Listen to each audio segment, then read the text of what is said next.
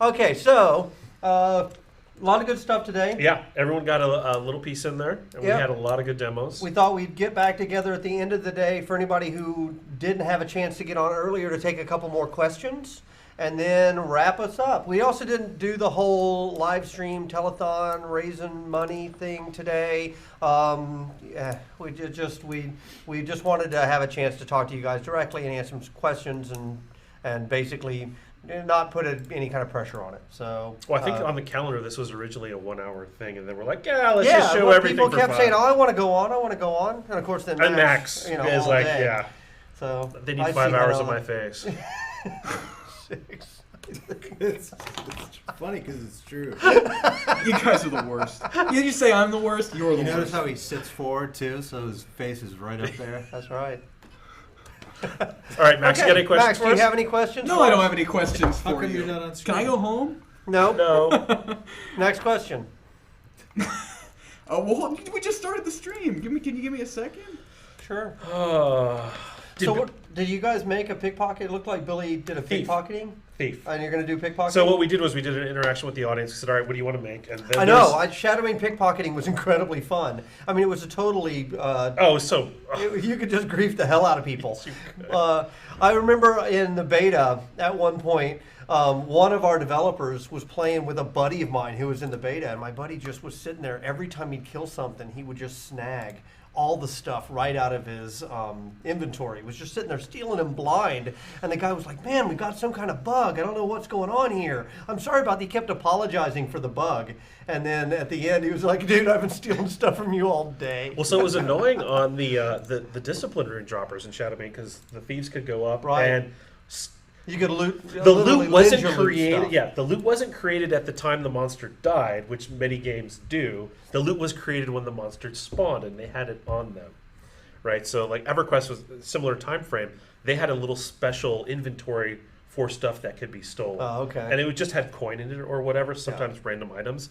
But that was a different inventory than the reward inventory, which Shadowbane had. So you could kill a loot dropper or a discipline rune dropper, and there's no discipline rune. You're like, what the hell? So I like pickpocketing. I think it's fun. So I'm sure it will make an appearance. Yeah, and he did the tie shoestrings, and I can't remember what the third one was. Grappling hook. Oh, okay. So we just grappling hook is cool. We asked the audience, and we just kind of designed all this stuff, and he was drawing the art to show how he went through the process of it. Awesome. All right, Max, you got anything for us yet? Mythra Gaming asked, are there any plans to make crafting factories at risk? Will the loaded resources be able to be looted? Well, if they're in your EK, then that's up to your EK. Yeah, rules, I mean, right? so it depends. I guess is like, where is it? Where is the factory? Yeah. If the factory is in a keep that could be sieged and lost. Yeah, I don't know on this one, to be honest. Factories is another one of those systems. It's like, all right, we know generally what we want to do. We'll get to it. But I haven't gone through. I mean, really, when we get to those designs, when we're to that point, it's like, all right, now we need to deep dive into this one and focus on it exclusively and go through all the edge cases of how all the various design decisions can come back to bite us. So I don't spend too much time on that stuff until you're a little closer in. So. Sure. So I don't know. That's a long way of saying I don't know yet. Yeah, factories are in crafting phase 3, and we're phase 1. Right. Yeah, I'd like to at least have 2 done before we make calls on that. Yep. Are there any plans to give DPS golems or dummies to test builds on? Training dummies. That is a great idea, and I would like to get that done sooner than later. They're testing powers, and they have to use each other, or it's just they're not that hard to build. We just got to put it in there. Okay. Trellian asked, is the chain scythe for the Frostweaver still a thing? Oh, we don't know yet. That one, we're about to hit it because we're running out of additional classes that we need to get to. Yeah. So one of the discussions was to move that thing to being another ranged weapon and making it a discipline. So it would then be similar to archery, where if you don't have it, then some classes would be able to get it. So that's another option. There's a lot of ways we can go on this. Is it a primary weapon, though? I don't think so. I don't know. I might be more of an AoE and a grappling hook. Right. We can animate anything, but not as one that you can craft kind of thing. Like, you don't craft a frost scythe. Yeah. Right, because it has a lot of implications. I still like the concept. I'm just not quite sure how it's going to play out. That's also the kind of conversation that needs to include a lot of different disciplines, right? It needs to be me and you and engineers and art and animation. I mean, we need to get a bunch of people involved to figure out how to tackle it, but I'm not willing to give up on it yet. I still like the idea. So generally, we budget about a week or two of engineering time per archetype, and it depends on what we ask for. Yeah. Right, like for the assassin, her engineering time is going towards gliding and double jumping. The wings, right? Right. I mean, that's so. For Ganeshan, it was burrow, and it was more than a couple weeks. So yeah, it's also you build on the stuff you've already built in the past. And I remember when he came online, it was like, all right, that's a whole new concept, which is burrowing under the ground. Well, the stealth system Steve had been working on for weeks in his spare time just to make it so the server didn't show everybody in the area a stealth character. So it kind of built on top of that, and even after all that work was done, it was still a couple of weeks. And it still is prone to bugs. Yeah. So yeah, we don't have a good way to access it, which is what we're getting with the assassin. Yep. We don't just have like a one little go stealth kind of thing. We will soon. Yes, we will. All right. What else you got for us, Max? Are there any plans for a disguise discipline that might allow players to disguise themselves as another class, faction, or race? I guess similar to what the Enchanter could do in EverQuest. Yeah, I don't know. I like polymorph spells, actually, personally. Yeah. I think they're pretty cool.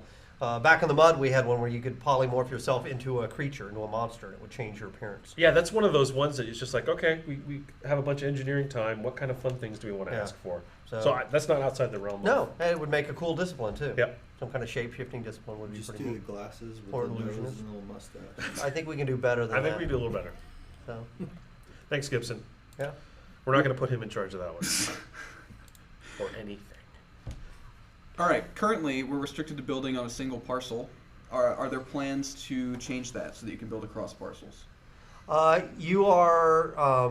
You are restricted to building within the bounds of a parcel, but there are parcels that are enormous, right? I don't know that they're all in yet. I don't think they are, but we have parcels that are like 8 cells there's some really big in ones. size.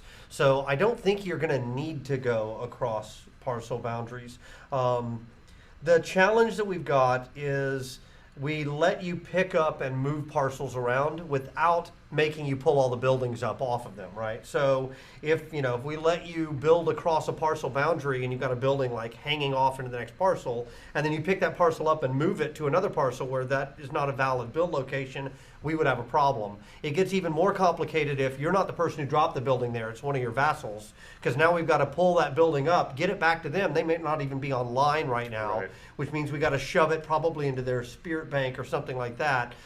It gets very complicated. So it was an easy solution for us to say, no, let's just have them build within the boundaries of the parcel.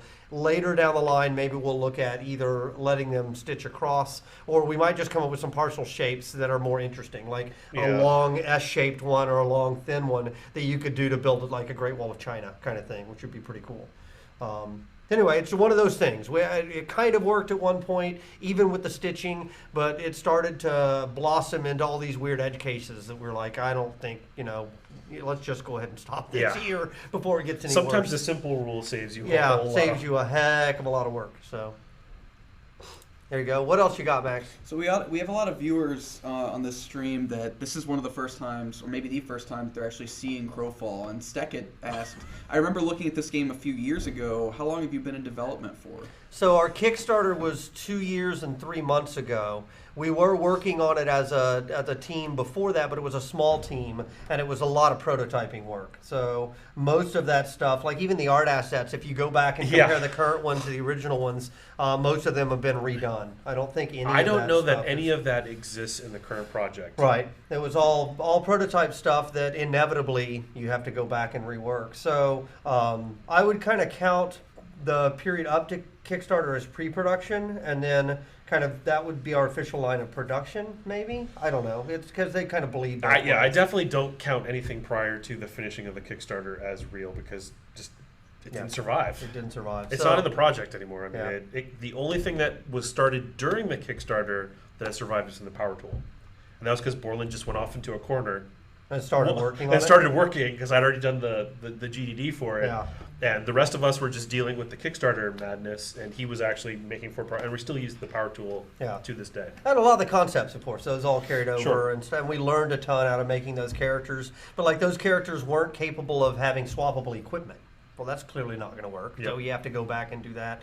It's very easy to get something propped up quickly that you can kind of play around with and start to learn. But when you sit down and go, okay, now we have to do this for real, characters need to have variable skin and variable hair and weapons that swap between them, and they need to perform, and they need to be able to swap hair and helmets and cloaks and body and torso and gloves and boots. It starts to blossom into a huge amount of additional work. And you need to be able to persist it into a database. So you have to go back and basically lay a better foundation. So we kind of did that immediately. Yeah, I mean, so I think that the answer would be probably somewhere between production of 2 years, 3 months, and on the outside then 3 years if you include basically me starting to write on design docs.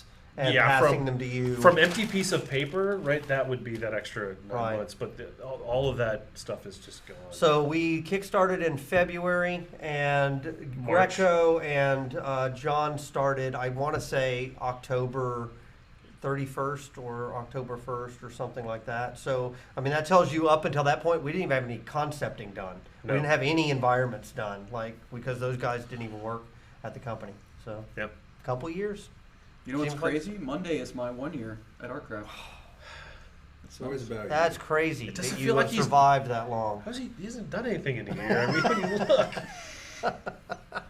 Why? Why would you say that? Why would you bring that up? It's always about him. It is. Me. You gotta be kidding me. Did he just make the picture bigger? Yeah. I'm probably this little thing in the bottom now. He's now the background. I hate you guys. You know what? If roasting me helps the game get done faster, I'm fine with it. It doesn't, but it makes it more enjoyable. Yes. For you.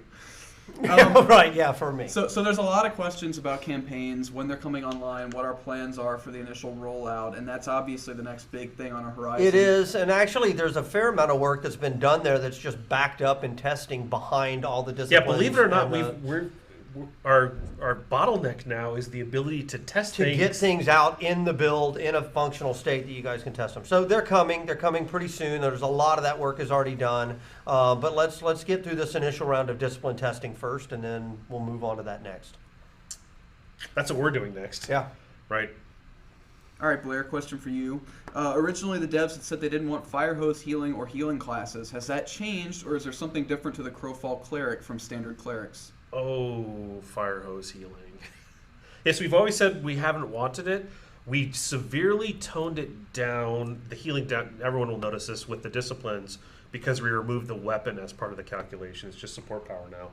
Because melee guys can take healing disciplines. Right. And we didn't want them to be as good as the support guys. Right. And if their weapon counted and attack power counted, then they would be as good as them. Yeah, I do want to clarify one thing on that question, though, is we never said we weren't going to have any healers. We said we weren't going to have fire hose healers. Because if you have dungeon bosses that have 350,000 hit points, and you have to get through all of that, that requires somebody basically spraying you down with healing for 20 or 30 minutes, right? That's what we're not going to have. But the idea of, hey, we're just not going to have healing, we never said that because we never intended to do that. We're always going to have some healing. And the cleric doesn't mean he's going to have complete heal spells, right?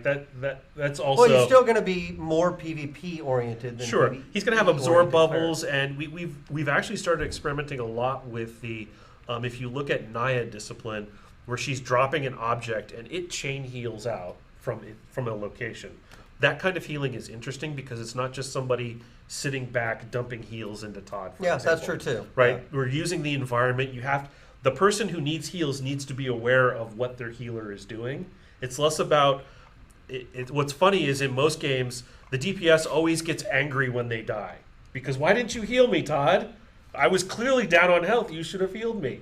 No, we're putting the onus on Todd as the DPS to look around and be aware of, hey, there's a health orb I need to pick up, or I need to get near that thing that heals, or I just fired off a water spirit that's going forward, and as it's going forward, it's tossing heals. I need to get near that thing, right? Yeah. It's all all positional. It's about environment awareness and your position to that. So, yes, our healers are getting more powerful in the sense that they have more tools, rather than just point at Todd and hit a heal. Or Todd. tab to Todd and Right. continue hitting the button.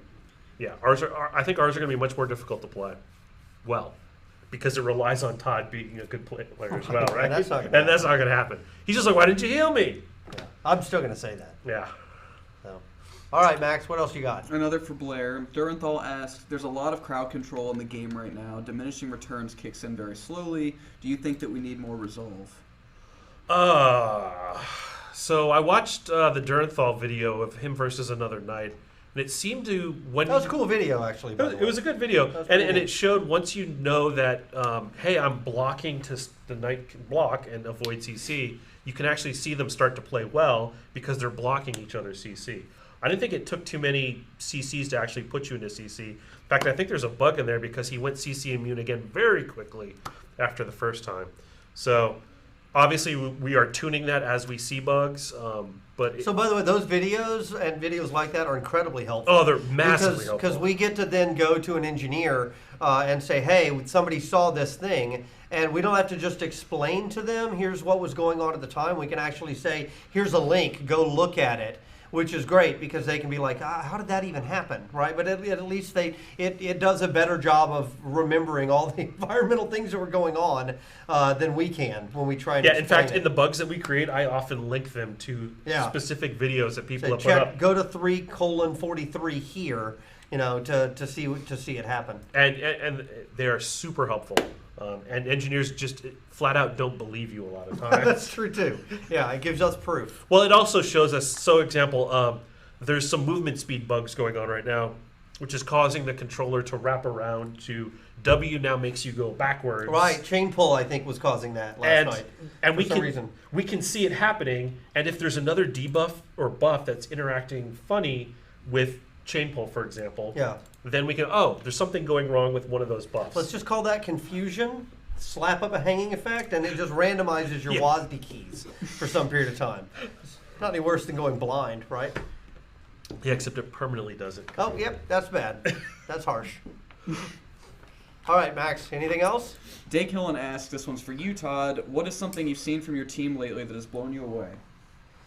We just had a huge amount of effort to get the reveal done this week. So the graphics overhaul, I still sit and watch that video, and I'm like, God, the guys really, I think they did a great job in pulling all that together. So I think that's really impressive. I am really impressed by the disciplines and how they came together. I think that's really cool. I was telling Blair this morning about how I thought the racial passives were really cool. It was a great idea, and so I think that we're hitting a really interesting time as a project right now, which is just there's so much cool stuff going into the game so quickly that it's frustrating, right? Because it causes bugs and instability and chaos, but it's also super exciting because you get to see stuff coming online that you've been waiting for for 2 years.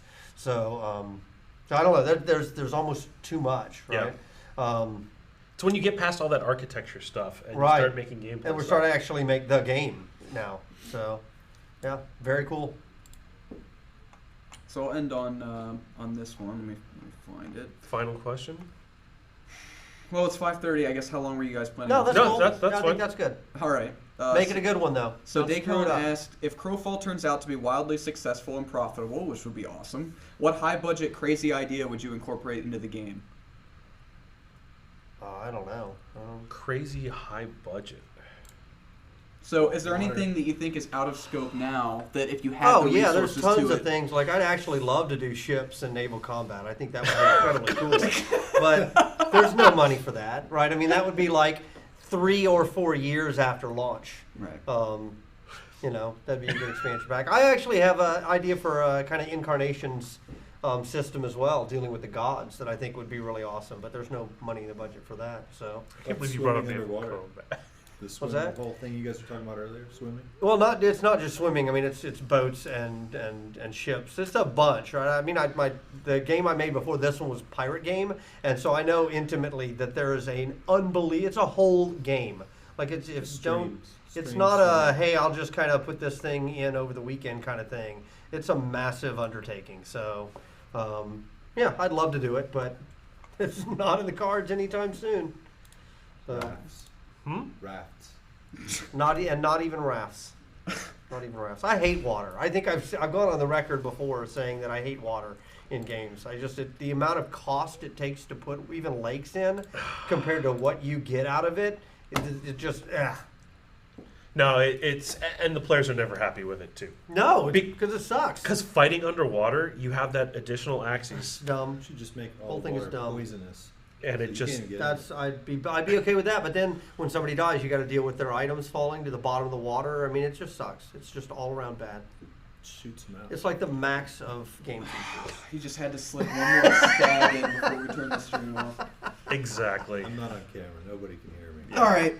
How do you want to wrap it up? Yeah, so I just want to thank everybody for tuning in today. We probably had a few people that stuck with us all day long, which is astounding. And for those of you who kind of came in and came out, thank you for caring enough to actually give a crap what we're up to and how our game is coming along. We've said it many, many times, but we wouldn't be here doing this if it wasn't for you guys. So thank you so much. This is what we love. It's what we love to do, and you're responsible for that. So I can't thank you enough. Yeah, and there's going to be lots of changes to disciplines as we work out the bugs in them, right? Because this is the first pass. And the whole race class split stuff is going to invariably cause a bunch of bugs. Yep. But we'll get through them. Yep. We'll get through them. It'll be better on the other side. So just be patient with us about that, and I'm glad so many people turned out just to check out the discipline system and the graphic updates. Yeah. So we will see you guys in the next test, which hopefully is coming very, very soon, right? Mm-hmm. I think we've already cut the candidate. So. All right. Sounds great. Thanks, guys. Let me know when it's done. See you soon.